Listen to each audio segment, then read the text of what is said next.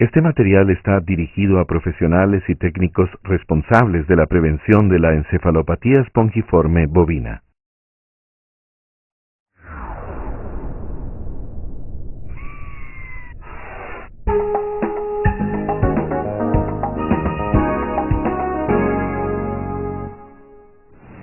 Encefalopatías espongiformes transmisibles y acciones para su prevención.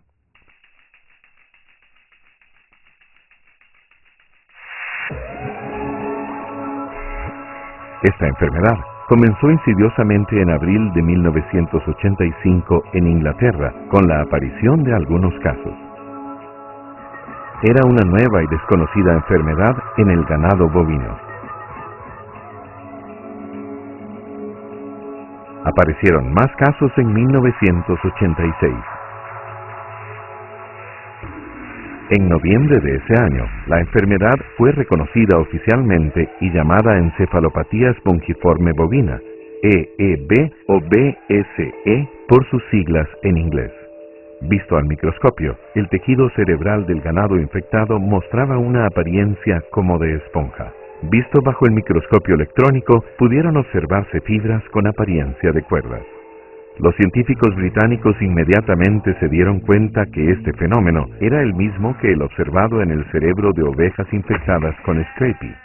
Y al igual que en Scrapie, el ganado mostraba señales clínicas inusuales, señales de conducta errática y reacciones anormales. Mostraban cambios patológicos de una enfermedad lenta, progresiva y degenerativa del sistema nervioso central. Esta situación llevó a los científicos a preguntarse cómo una enfermedad de las ovejas tipo Scrapie pudo ocurrir en las vacas. Esa es una historia bien particular, en la que surgieron numerosas preguntas y respuestas, algunas de las cuales persisten hasta hoy. Para comprender esto, comencemos con Scrapie. Scrapie es una enfermedad progresiva e invariablemente fatal en las ovejas y cabras. Pertenece a un grupo de enfermedades neurológicas conocidas como encefalopatías espongiformes, causadas por agentes transmisibles no convencionales. Estos agentes son conocidos por causar también algunas enfermedades en seres humanos, tales como el kuru, que todavía ocurre en las tierras altas de Papúa Nueva Guinea, en Oceanía. Scrapie se ha conocido y descrito en Europa desde hace más de 3 siglos. Su distribución ha sido a diferentes países del mundo, de Europa, Norteamérica y Asia. En América Latina y el Caribe hasta el momento solamente se ha reportado en Brasil. Scrapie ocurre por naturaleza en ovejas y cabras, sin embargo los casos son más comunes en ovejas. El período de incubación es usualmente de más de 2 años y la enfermedad aparece con más frecuencia en animales de entre 3 y 5 años de edad. Las primeras señales clínicas de esta enfermedad progresiva son ligeros cambios de su conducta. Una oveja puede ponerse aprensiva e intranquila y puede asumir una expresión fija en la mirada. Entre los 3 y los 6 meses, la enfermedad progresa y se presenta más evidente. El animal infectado se vuelve muy irritable, frecuentemente corriendo por todos lados con su cabeza en alto. Uno de los síntomas más característicos es que los animales comienzan a frotarse contra objetos, usualmente en la base de la cola, a un lado del pecho y en la zona superior de la cabeza. A veces hay un mordisqueo compulsivo en las partes posteriores de las patas. La observación del animal es una buena forma de diagnosticar la enfermedad. Los clínicos han utilizado como prueba de Scrapie aquellos animales que son particularmente propensos a rascarse el lomo y hacen así. Arquean sus lomos y se ve que están con mucha comezón en ese lugar. Otros signos incluyen ataxia o falta de coordinación, especialmente en sus cuartos traseros, un ligero temblor del cuerpo y o de cabeza. No hay notable pérdida de apetito, pero sí bastante pérdida de peso y condición física, así como también hay pérdida de tolerancia al ejercicio y los hábitos de beber se vuelven erráticos. La muerte generalmente llega de 2 a 6 semanas después del inicio de las clásicas señales clínicas, pero puede retardarse hasta 6 meses. El Scrapie se transmite por vía materna de oveja a cordero, pero también se describe una transmisión horizontal entre ovejas no emparentadas, siendo la vía oral la principal forma de ingreso de la gente. Hasta el momento no están del todo claros los mecanismos exactos de diseminación del Screpie en la naturaleza. El agente se concentra en la placenta y membranas fetales, pareciendo ser los animales jóvenes más susceptibles a la infección. Lo que eso significa es que la contaminación de la ubre y de los suelos facilita la transmisión, por lo que debe hacerse una desinfección en los lugares de parto para disminuir la contaminación y con ello reducir el grado de transmisión. Es generalmente conocido que la infección se realiza por vía oral. Una vez realizada la transmisión, el agente invade el animal, probablemente por el intestino. Se sabe que en los ovinos existe una variación de la susceptibilidad a la enfermedad en la naturaleza genética, la que controla los tiempos de incubación en determinadas razas de ovejas. Por ello, los animales pueden infectarse sin mostrar signos clínicos de la enfermedad durante su ciclo natural de vida. Se acepta que la enfermedad es infecciosa y contagiosa, pero ciertos factores genéticos son importantes en su desarrollo en ovejas. Investigaciones emprendidas han logrado determinar algunas razas de ovejas que son más susceptibles a Screpie. Los años de investigación sobre Screpie ayudaron mucho a los científicos británicos cuando afrontaron la EEB. Pero la gran pregunta era, ¿qué había causado la EEB? En 1987, un estudio epidemiológico fue iniciado por John W. Smith, del Laboratorio Central de Wyvish, en el Reino Unido, en el cual un cuestionario sobre detalle de cuadros clínicos e inicios de signos clínicos de la enfermedad fue completado para cada caso reportado. En 1988 ya se encontraron algunas respuestas. Durante muchos años, la industria productora de harina de carne y huesos utilizó materia prima que pudo haber incluido tejidos de ovejas infectadas con Screpie. Sin embargo, el agente de Screpie era mayoritariamente inactivado debido al uso de solventes y al sobrecalentamiento de la materia prima durante el proceso. A fines de los 70 y principios de los 80, el sistema de procesamiento cambió por razones de corte económico. Sucedió entonces que el agente de Screpie, resistente a altas temperaturas, logró sobrevivir al proceso y fue a terminar en el alimento para bovinos a niveles de infección.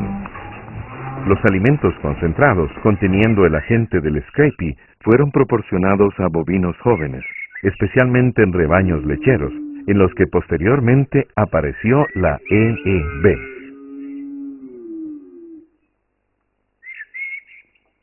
Entonces, la EEB se transmite en el bovino por la ingestión de piensos o alimentos concentrados que contengan harinas de carne y huesos contaminadas con el agente infectante, no ocurriendo su transmisión por contacto directo de los animales.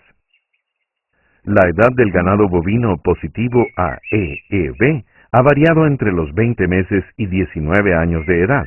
Sin embargo, la mayoría de los casos ocurren entre los 4 y los 6 años de edad.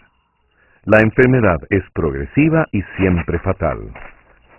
Unos de los primeros signos clínicos son nerviosismo, pateo, pérdida de peso y condición física, reducción de la producción de leche, hipersensibilidad al tacto o al sonido, cambio de temperamento, temblores, andar tambaleante, falta de coordinación en los cuartos traseros y forma anormal de mantener la cabeza. Hasta el momento no existe ninguna prueba de laboratorio para detectar la EEB en el animal vivo. La única forma de diagnosticar en animales vivos es mediante su signología clínica. La confirmación diagnóstica de la EEB requiere un examen de laboratorio mediante una prueba histopatológica de determinadas zonas del cerebro, o bien a través de la detección del propio agente causal de la enfermedad a través de métodos inmunológicos. Hasta mediados del 2008, la EEB ha sido reportada en 25 países de Europa, Asia, Oriente Medio y Norteamérica. con un total de 190.493 casos. La mayoría de los casos registrados se refieren a ganado lechero, estando esto ligado al tipo de manejo y al periodo de vida productiva más prolongada. Cuando las investigaciones determinaron que el principal vehículo de infección son las harinas de carne y huesos de origen rumiante contaminadas con el agente infectante, se impuso la prohibición en la mayoría de los países del mundo de alimentar a los bovinos, ovejas y cabras con harinas de carne y huesos preparadas a partir de otros rumiantes. Actualmente, la EEB ha entrado en un proceso de retroceso, producto del establecimiento de medidas de prohibición en la alimentación del rumiante y la sistematización de los controles. Sin embargo, el éxito futuro depende de que se continúen aplicando estas medidas a nivel mundial. Pero, ¿cuál es la posibilidad de transmisión de la EEB a otras especies? El consenso es que la EEB no se transmite por contacto directo de animal a animal y que actúa en función del rebaño con un factor común de alimentación. La EEB se ha transmitido en forma natural a rumiantes en cautiverio, a algunos mamíferos cautivos en zoológicos, a los gatos domésticos y hasta el ser humano. Aún falta evidencia experimental directa que compruebe que la EEB se transmitió a los bovinos por medio de las harinas de carne y huesos, elaboradas a partir de despojos de ovejas con Scrapie, o bien que existía una EEB no reconocida de baja frecuencia, de aparición espontánea, mediante la cual a través de la elaboración de harinas de carne y huesos a partir de esos mismos animales se fue reciclando y amplificando la enfermedad. La naturaleza del agente causal de la EEB ha sido tema de debate y controversia en el mundo, generándose teorías de diversa índole. Actualmente, por las características propias de la enfermedad, se acepta que es causada por una proteína infecciosa que no posee material genético llamada prión, similar a la que produce el Scrapie en ovejas y cabras. El prión es altamente resistente a la mayoría de los tratamientos físicos y químicos con los que normalmente se inactivan los virus, no viéndose afectado por las transformaciones cadavéricas y pudiendo sobrevivir durante años enterrado en el suelo. Durante décadas, la alimentación animal no fue considerada como un factor de riesgo de transmisión de enfermedades entre los animales. Sin embargo, a partir de la aparición de la EEB, los alimentos para animales pasaron a ser objeto de distintos tipos de controles en su producción y comercialización, como también en cuanto a restricciones de uso en distintas especies animales. La EEB, al ser una enfermedad que se transmite por el alimento, determina que el componente clave de su prevención lo constituyen las medidas de aseguramiento de la inocuidad de los piensos bajo un contexto de buenas prácticas en la alimentación animal. La contaminación cruzada de piensos para el bovino con alimentos destinados a otras especies de granja, como aves y cerdos, es uno de los elementos más difíciles de controlar, principalmente a nivel de plantas elaboradoras para alimentos multiespecie, rumiantes y monogástricos, así como también en predios que crían bovinos con otras especies. La EEB, al ser una enfermedad nueva causada por un agente no convencional y con características particulares de propagación, determinó que las medidas y regulaciones internacionales adecuadas para una prevención efectiva se fueran generando en forma paulatina a medida que avanzaron las investigaciones. Es de vital importancia el adecuado diseño de programas efectivos de vigilancia epidemiológica de EEB y su aplicación, de tal forma que permitan la demostración de la ausencia de la enfermedad en el país y la detección precoz de un primer caso. La vigilancia debe ser aplicada tanto en rastros como en granjas dirigidas a las poblaciones de riesgo de la enfermedad, y se debe estimular la denuncia oportuna de animales sospechosos a las autoridades veterinarias.